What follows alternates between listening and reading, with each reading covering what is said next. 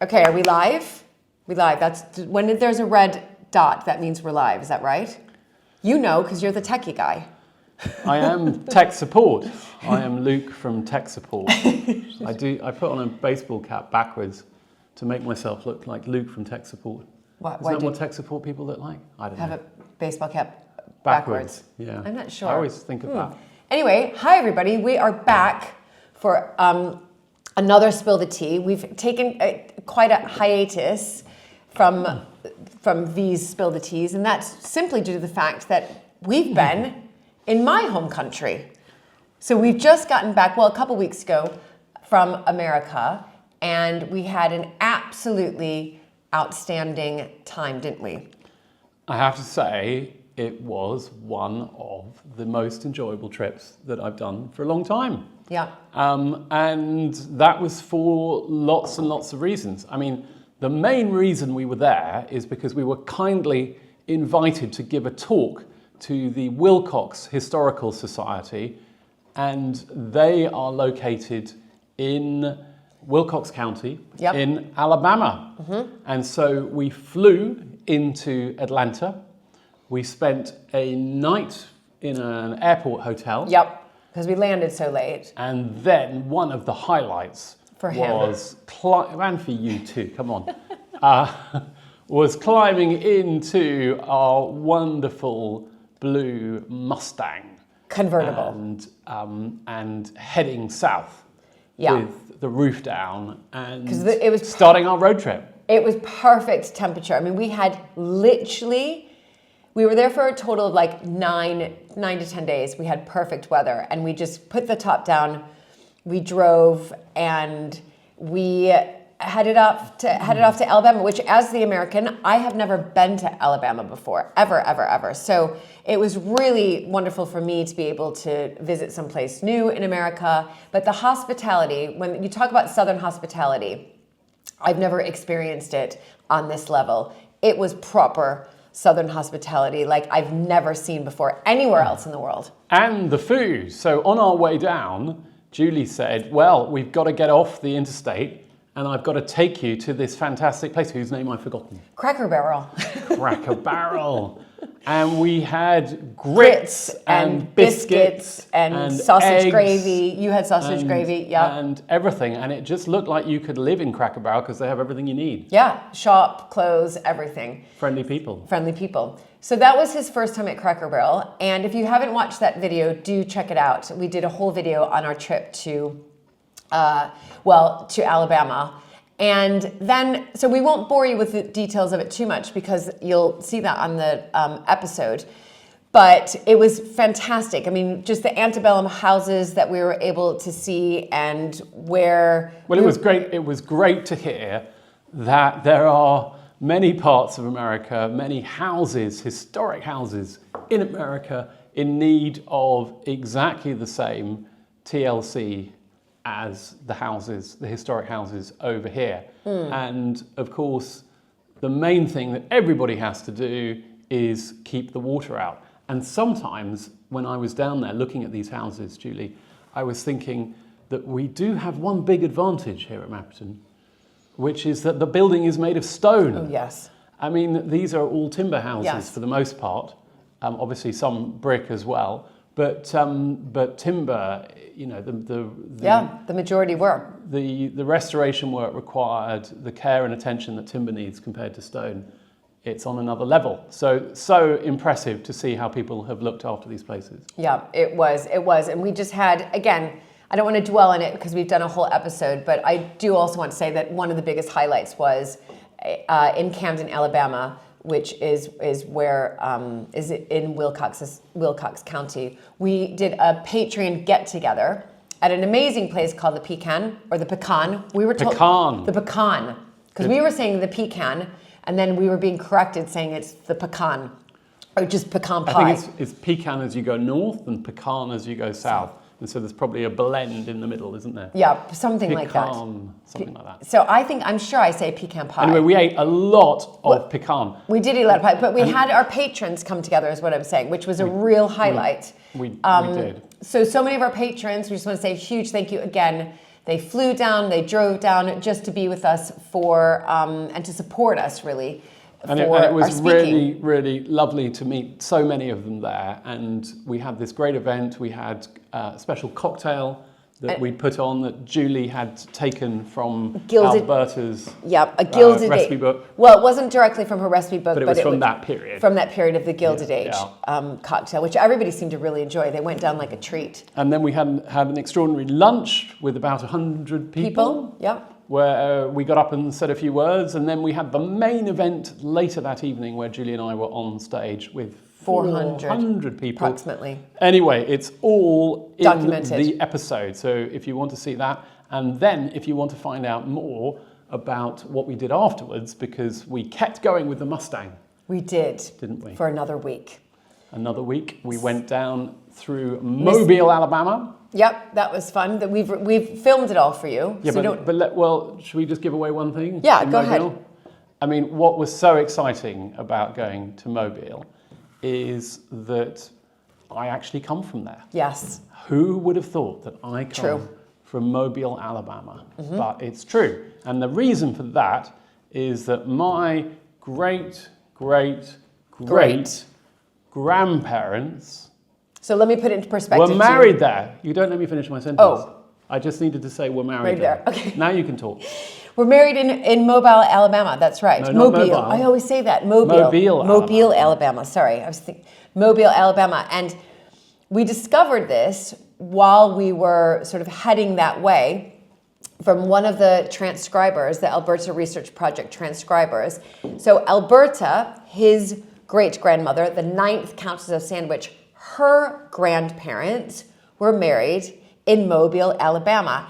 And we ended up, we wanted to go to this diner anyway. Turns out that the car park where the diner was almost adjacent to the church. Now we weren't... The church where they had got married. Yeah. So this was an extraordinary coincidence because Julie and I were being led by our stomachs, of course, because we were quite hungry and looking forward to more southern grits. And so we found what looked like the best diner in Mobile, and it just so happened to be right next door to the church where they got married. And so anyway, we filmed that for you as well. The proof is there, and that was really exciting. And they got married there because I think they had emigrated from Scotland and come in by boat through the Gulf, whatever it's called these days, and into Mobile, which was a major, I think, French port at the time. It was. And that is where, I don't think they'd met there, but anyway, that's where they ended up getting married and where part of their story began, which is extraordinary. Yeah, it is really extraordinary. So that was a real highlight. That was a highlight. And then on to Mississippi. We were there for a few days, Mississippi. Then we were again right on the Gulf. So that was lovely. I did lots of long runs there. Ocean Springs, we really enjoyed it. Some good bands. We had crawfish for the first time. I've never had crawfish before. Crayfish. Well, yes. No, we asked them. No, it's crayfish in here, and I think it's crawfish in the States. Yeah. Is that right? And they were very good, but the shrimp was also delicious. And we also had, do you remember we had gumbo in Mobile at a cook-off? That was quite exciting. That was exciting. And then, of course, because we were quite close to New Orleans, we did a day trip. Yes, we did. And we had a magnificent lunch in the famous Antoine's in New Orleans. Which you had been before. I had never been. 30 years I'd been to New Orleans, but I hadn't been to Antoine's. Yeah. And we enjoyed that. Antoine's. Well, I would say Antoine's as an American.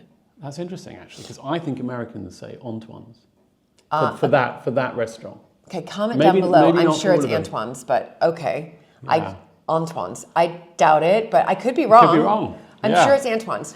I mean, it's very unlikely you're wrong. I'm sure it's Antoine's. We can admit that. I can't imagine.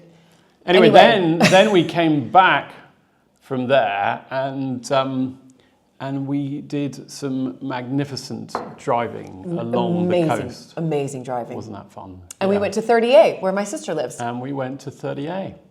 And then we saw some alligators. We saw some alligators. We did some good walks. We saw alligators randomly on a hike. This is all, we're giving it all away, but it doesn't matter. Yeah. Because this is just giving people a taste, isn't it? Okay, we'll go and watch it. It's very different hearing it now from actually seeing it. So everybody watching this now is going to be thinking, I've got to go see it. I've got to go watch it. I've got to go. Yeah. There's two episodes. Two episodes. That's yeah. Right. And then do you remember what happened at the end? The end of what? Well, the end. It's got that extraordinary ending. We're not going to tell you now. Yeah, you better watch it. Okay. Apparently it's amazing. It is amazing. But you got to see it. Okay. Okay. So then...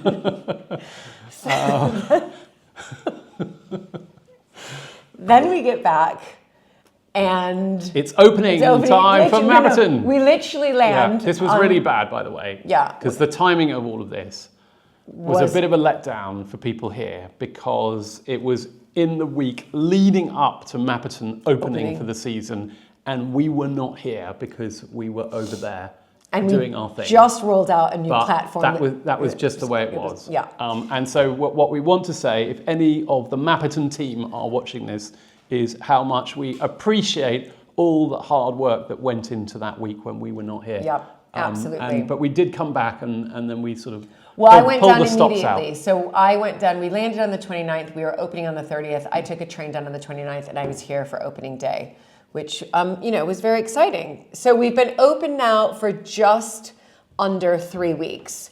I can't believe it, how fast it goes. Just under 3 weeks. We've had glorious weather here, which definitely usually helps. It definitely helps.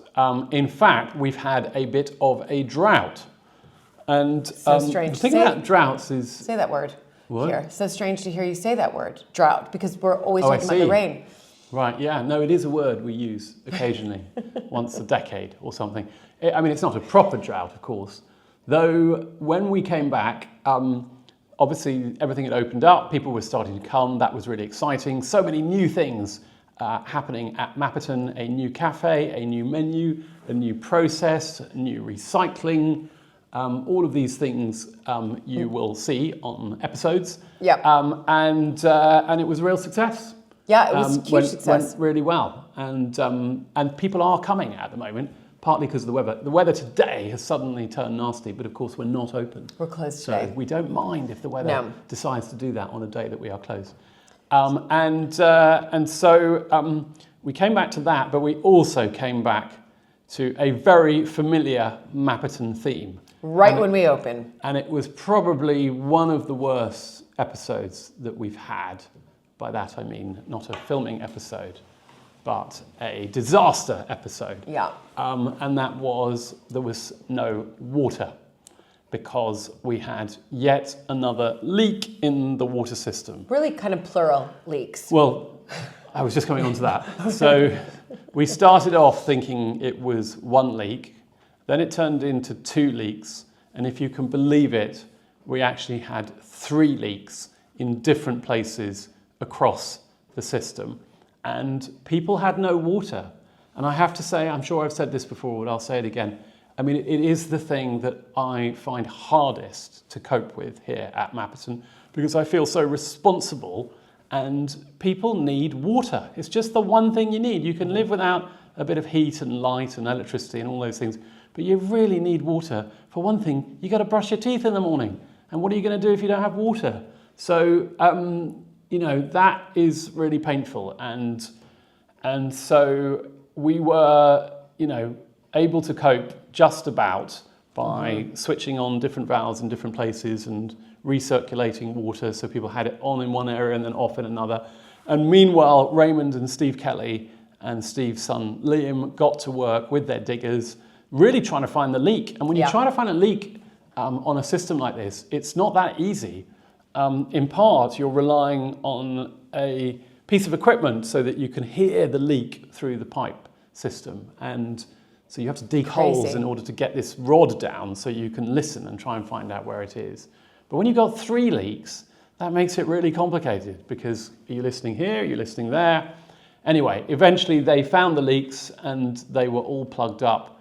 But we were writing a lot of messages to people living at Mapperton, people who rely on the water here, and trying to keep everybody happy. Well, and we had the cafe open, so we didn't have water in the cafe for a bit. Yeah, we almost closed the cafe, didn't we? Yeah. But luckily it came back on again just as we'd done that. And that's the other thing, it's so hard to predict because you don't know when the leak's going to be found, how long it's going to take to fix, etc., etc., etc. And the other thing about leaks, of course, is that they don't just drain the water system, they drain the bank account because the costs of repairing these things is so enormous in terms of time and pipe and fittings and equipment and all the rest of it. Yeah, we're gonna move on from the leaks. Should we move on from the leaks? The good news is that if there is any good news or silver lining, is that the leaks happened right before our first event of the year, which is our spring plant fair. And when you have over 1,000 people coming and you have leaks, you're starting to slightly get a bit anxious about that. So the leaks were found and repaired literally like 2 days before the spring plant fair. It was threatening the plant fair, but luckily the plant fair happened and it was a fantastic success. We had a large number of people, lots of happy vendors, and really went very well. Yeah, went really. We had really good weather. They said it was going to sort of rain and be cloud, and it ended up having sort of cloud and then some sunshine as well. So that went really well. Over 1,000 people. Cafe did well. You bought some plants, didn't you? Yeah. So that leads me into what did you get? Plants. Well, I'm still learning like all their names, but I got like some salvia. I got the Mexican fleabane. Yes, it's coming out. Verbena.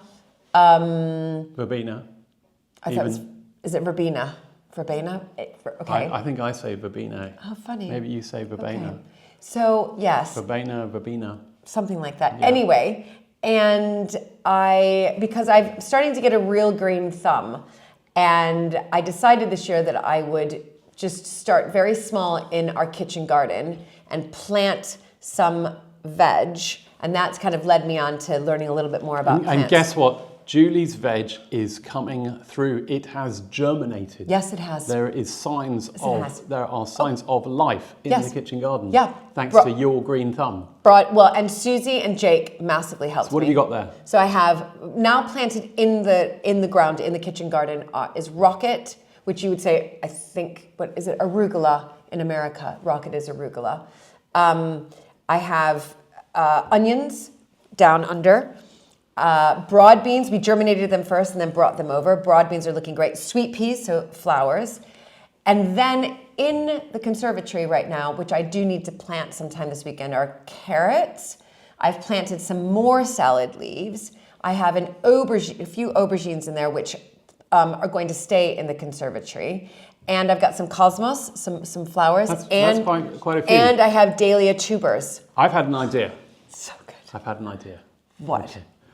We should have a special section of the kitchen garden devoted to vegetables and herbs that have completely different names in America to England. Okay. So we could have basil, which is basil. We could have coriander. Right, oregano. Which is, no, coriander is not oregano. Oh, coriander is cilantro. Cilantro. Right. Oregano. Yep. You just mentioned one that nobody would have understood in America. We could rocket. have eggplant, which is aubergine. Did I say eggplant or did I say aubergine? You said aubergine. Oh. So that's how British you are. Oh, no. You could have arugula. Yeah, rocket. Or rocket. What else? Tomatoes. Tomatoes. And tomatoes. And potatoes and potatoes. No, potatoes and potatoes. And we do have potatoes as well. Don't you think? Yeah. Wouldn't that be fun? No. Okay. It's a really silly idea. Anyway, we are filming all of this in the kitchen garden. So Susie's been teaching me, Jake as well, how to do... Is Susie doing sort of gardening tips for people? Because I bet people on the channel would definitely, like that. And if you want more of that... I mean, you'll be giving gardening tips soon, won't you? With your green thumb. Well, I'm taking a gardening course. So there you go, starting in September. Well, then you'll definitely be giving gardening tips. Right. Okay, so moving on, let's go to, I think, if you talk a little bit about... Well, wait. So we talked about the leaks. Okay. And the tiresomeness of the leaks and the endless theme of leaks at Mapperton, but there's also the theme of the road. Oh. The collapsed road. And the good news, everybody, is it has finally been done. It looks great. It's finished. And not only has that bit been done, but we've done a whole lot of potholes further on as well on the way to Coltley. I know, because I've been going there. Have you noticed how we filled in the potholes? Are you happy about that? Yeah, it looks... That was a surprise for you, by the way. Oh, thank you for that. Yeah. Okay. It looks amazing. The road looks amazing, which means it's been much easier for me to transport mattresses and later today, curtain poles to Coltley, because I haven't been able to get up there and do much. I mean, the timing kind of worked out well. They started work pretty much right when we were heading off to America, which gave me a good excuse to pause Coltley, because I would have had to have paused it as well. And now we're back on track for opening in May. I mean, so if you're wondering about what's happening with Coltley renovation, we obviously had to just pause because the road was being done. Now the road is finished.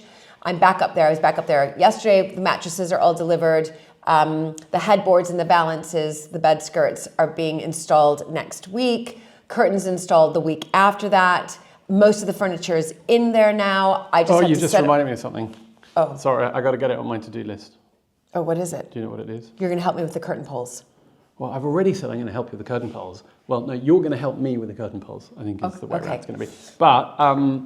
But we've got to get the internet connected. And a TV. Internet for Coltley. TV. And TV. He's tech support. I'm supposed to be in charge of that. I've got to put my, you can look at it put today, my baseball cap on wrong way around. When we go up there, you can look at it. Cause I can do some measurements, can't I? Yeah. We're going to hang the TV on the wall with a bracket. Do people like that, on the wall with a bracket? Or do you want it on a sort of, what do you call it? Table. Just I don't know, let's look today. Let's look. We'll make that decision. On the wall. You think on the wall? On the wall. And big or small TV? Big? Okay. It's like big. mammoth. Right, it's all gone big, isn't it? It's all gone big. So, so I kind of want to move on to my next thing, because I've done Coltley Farmhouse. It is going to be ready in the next couple of weeks. Please follow along with our episodes. We're documenting it all. And yes, Malcolm is back in 2 weeks' time. He is here because he's helping me style for my Mapperton coffee table book, which is happening. We have another photography day in 2 weeks' time, and Malcolm is helping me install all the soft furnishings and really get it set up and photos ready to put on Booking.com, Airbnb, Bedful, wherever. Can I have a bit of Malcolm when he comes? He's going to be super busy with me for 2 days straight. I just want half an hour. For what? Half an hour of Malcolm. Well, you can have that at breakfast. Because he spends the night when he comes here, Malcolm does. Okay. So I just want to move on really quickly to say a huge, enormous thank you to so many of you who have donated to the Peacock Tapestry Fund. We are at 93%, which is crazy. We started this in January, so January, February, March, we're sort of 3.5 months in. And I always said, I think it's going to take me till May to get all of the funds raised. And we're on course for that. So I want to say a huge thank you. The Peacock Tapestry has left, as many of you know, if you watched that episode. It's in the very capable hands of Tapestry conservator Emma Telford, who works and works very much with Blenheim Palace and on some garments for the coronation of King Charles III. And so she has the tapestry now, and we've had a lot of interest of people wanting to do more, I think, around needlework, textiles, tapestries because I've been talking about it for the past, couple of years here on the channel. And we decided to launch something called the Textile and Tapestry Retreat, and that's happening in early May, so April 30th to, I think it's May 3rd. Here at Mapperton, it's 3 nights, 4 days, and obviously I'm hosting it. We have places for 12 people to come and stay, and we will have Deborah, who is head tutor at the Royal School of Needlework, who has been down here before running a tapestry course. She will be doing another tapestry workshop for those who are attending, and that tapestry, or that needlework will be based on a motif from one of our 18th century Georgian dresses, which is very exciting. We will be unveiling the Peacock tapestry. There's dinners here. There's a day out somewhere, which is really exciting. Anyway, the whole itinerary is up.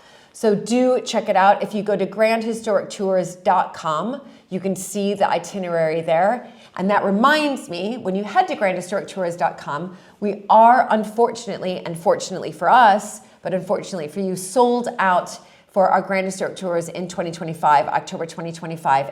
But we do have 6 places left for October 2026.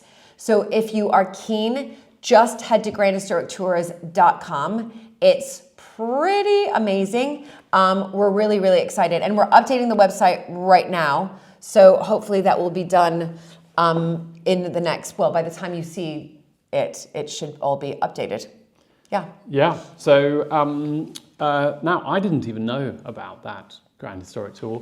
And I'm feeling sort of slightly as though I've been left out and not invited. You are invited. You're going to do one dinner with us, definitely. But you can definitely come and needlework. Okay. Yeah. Do I get my own little thing to do? Yeah, absolutely. Okay. Can I choose a different pattern, or does it have to be the same one? You know, it has to be the same one. Okay. It has to be the same one. Right. So, so anyway, do check it out, grandhistorictours.com. grandhistorictours.com. And Julie, congratulations on your fundraising for that. Thank you. It is going to be fantastic to see the first piece of tapestry here at Mapperton restored with I can't believe it. The colours returned. Oh gosh, it's going to be so exciting. The threads restored, etc., etc. We do, however, still have places for Grand Historic Tours 2026. I just said that. I Did said, you? yeah. I wasn't concentrating. No, was you I? weren't. I was thinking that. about something completely different. Well, you were on the website, Okay. Grand There's Historic no Tours. harm in saying it twice. We have 6 places left. 6 places left. So I've already said this. Because that's the one that I know I'm invited to. You see, I'm not sure about these other ones that you keep coming up with. It's fun. But it's so fun. So once that is all in place, we are going to then turn our attention to another really important fundraising, which is related to our rewilding project here at Mapperton Wildlands. And we are going to be bringing storks back to West Dorset. Now, I love the way you say stork. I would say stork. So if you didn't understand that English accent, you cannot it's stork. criticize me for saying stork. I know, but I'm just saying. How can that be different? It's S-T-O. How do you say fork? Fork. Stork. Stork. Fork. Okay, I'm just saying stork. No. I don't accept there's any difference in the way that Americans and Brits say Chris? stork. Stork. Stork, like fork, isn't it? Yeah, it's like, honestly. Hawk, Okay. I guess. Stork. Okay, anyway. So that is so exciting. White storks used to be in southern Britain. They are not here anymore. They've been reintroduced in a few places, including at the Knepp Estate, who have influenced so much of what we do here at Mapperton. And our plan is to raise funds so that we can build quite a substantial aviary, which will be really fun to do, and work with volunteers to do that. And then bring in some breeding pairs. Yeah. And we will then get eggs and chicks, and the young storks will hatch in the aviary and over time then be let out and hopefully then start to build nests around Mapperton so that we can then install our very own stork cam to share with the world all of the wonderful things. But of course, anyone coming to visit Mapperton will also be able to go and see the storks as part of our self-guided rewilding. So that's a really, really exciting new thing for us here at Mapperton. And of course, because the road has now been completed, we can at last reopen our wildlands, because that's been the road that connects from Mapperton through to Coltley, which is where the wildlands begin. And we haven't been able to have people up there. So that's just brilliant news, and just in time really for the rest of the season. Yes. So huge amounts going on.